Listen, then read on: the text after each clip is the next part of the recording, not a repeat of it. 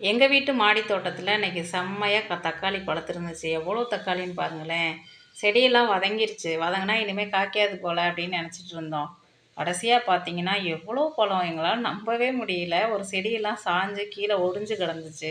சரி இதில் காயாக வரப்போகுதுன்னு நாங்கள் அதை பார்க்கவே இல்லை.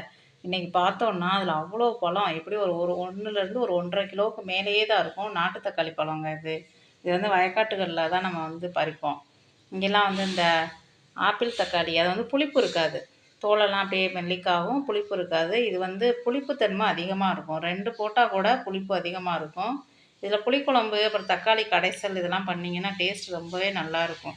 தக்காளி தொக்கும் இதில் பண்ணலாம். இதில் அதிக புளிப்பு இருக்கிறதுனால தக்காளி தொக்கு பண்ணிங்கன்னா நல்லா கெட்டும் போகாது, நல்லாயிருக்கும். அப்புறம் குட்டி குட்டியாக தக்காளி இந்த கத்திரிக்காய் செடியெலாம் இருந்துச்சு.